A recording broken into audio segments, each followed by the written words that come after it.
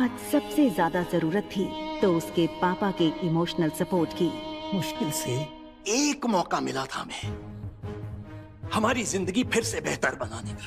नसीब वाली थी तुम जो तुम्हारी डोगरा खानदान के इकलौते वारिस कुणाल डोगरा से शादी हुई थी। You know, कितने पावरफुल लोग हैं। मनाली का सबसे पावरफुल खानदान डोगराज। हमारे सारे कर्ज, पेंडिंग कोर्ट केस, हमारी हर तकलीफ से हमें बाहर निकाला था उन लोगों। लेकिन शादी के 24 घंटे में ही तुमने हमारी जिंदगी वापस से जहन्नुम बना दी। उन लोगों को अगर तुम्हारे इस कारनामे के बारे में पता चलेगा तो पता नहीं क्या होगा। और तुम्हारी छोटी बहन कामिनी, उससे कौन शादी करेगा? भले ही वो तुम्हारी सौतेली बहन हो, लेकिन तुम्हारे इस कारनामे की वजह से उसकी भी बदनामी होगी।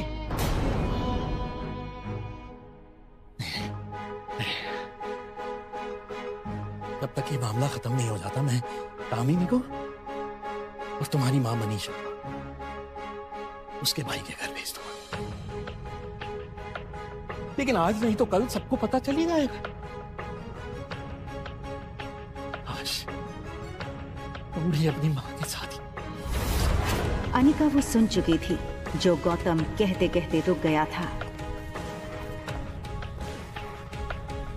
अगले दिन सुबह गौतम ने घर में लगे सारे सीसीटीवी के पिछले 5 महीने की फुटेज को खंगाला और बारीकी से देखने के बाद वो हैरान रह गया था कि पिछले 5 महीनों से छोटी मोटी बीमारी के चलते अनिका घर के बाहर कहीं गई ही नहीं थी। ये देखकर गौतम का गुस्सा अब आश्चर्य में बदल गया। उसे इतना तो समझ आ गया था कि कहीं कुछ तो गड़बड़ थी। जल्द ही अनिका की देखभाल के लिए एक नर्स रखी गई। लगातार देखभाल और दवाइयों से अनिका की सेहत में काफी सुधार आया। 4 महीने बीत चुके थे, लेकिन साथ ही साथ उसे ये बात रोमांचक कर रही थी कि उसके अंदर एक नन्ही सी जान पल रही है जो सिर्फ और सिर्फ उसका होगा। अनिका अपनी छोटी सी दुनिया में लगभग सब कुछ भूल चुकी थी। न वो किसी से मिलती, न कोई उससे मिलता।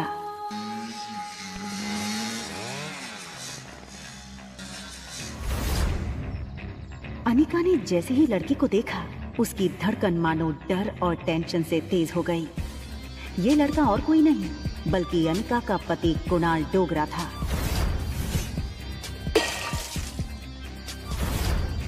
कुणाल की शादी अनिका से भले ही उसकी मर्जी के खिलाफ करवाई गई थी, लेकिन अपनी बीवी की कोख में किसी और का बच्चा देखना कोई भी मर्द बर्दाश्त नहीं कर पाए।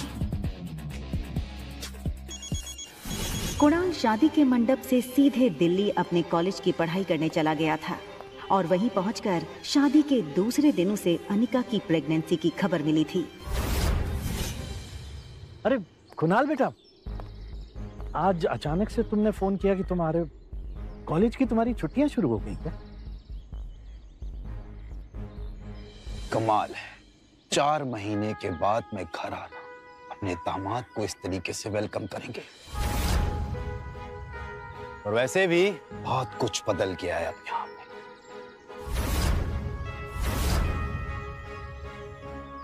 आओ बेटा, अंदर चलकर बात कर। देखो कुणाल, अगर तुम इस शादी को तोड़ना चाहते हो तो मैं समझ सकता हूँ। तुम समझ सकते हो, लेकिन ये बात मेरे बुढ़े दादाजी नहीं समझ सकते।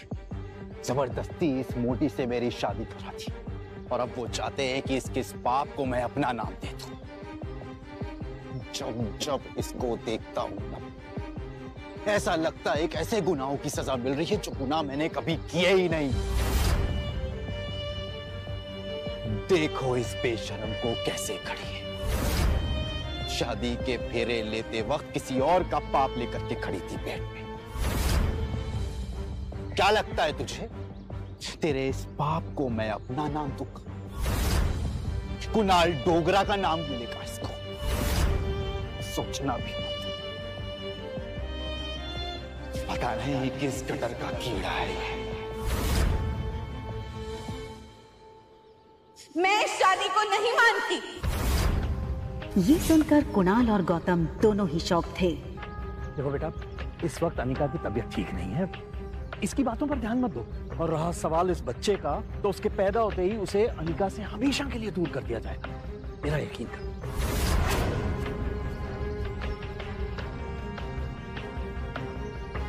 ठीक उसी पल अचानक से अनिका के पेट में जोरों से दर्द शुरू हो गया। दर्द के मारे एक झटके में अपनी पीठ के बल गिरी। अनिका! मम्मा मम्मा मम्मा, प्लेन लैंड होने वाला है। देखते ही देखते आज 6 साल बीत चुके थे और सामने थी उसकी 6 साल की बेटी रिया। रिया का मासूम चेहरा और उसकी खूबसूरत कत्थई आंखें देखकर अनिका की जान में जान आई। मम्मा, क्या हम पापा को ढूंढने जा रहे हैं मनाली? मैंने कितनी बार कहा तुमसे, तुम्हारे पापा नहीं मिले। कम ऑन मम्मा, हमारे तो टीचर सिखाते हैं कि सब बच्चों के मॉम एंड डैड होते हैं।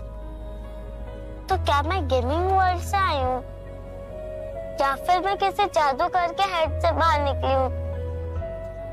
आबरा का डाबरा, रिया बाहर आ जा। तो मनाली में मेरा भाई मिलेगा क्या? रिया का ये सवाल सुनकर अनिका गहरी सोच में डूब गई थी। उसे याद आ गया कि कैसे 6 साल पहले उसने मनाली के हॉस्पिटल में जुड़वा बच्चों को जन्म दिया था। अनिका के पापा गौतम की कदकाठी के एक आदमी ने उससे उसके दोनों बच्चों को छीनने की कोशिश की थी। कमजोर अनिका ने बड़ी हिम्मत से उस आदमी को रोकने की कोशिश की और उसका सामना कर रिया को तो बचा लिया, मगर अफसोस कि वो अपने बेटे को नहीं बचा पाई और वो आदमी अंधेरे में उसके बेटे को लेकर भाग गया था। और इसी वजह से अनिका की मौसी उसे बचाकर बेंगलुरु ले आई थी, जहां अनिका का इलाज भी हुआ था।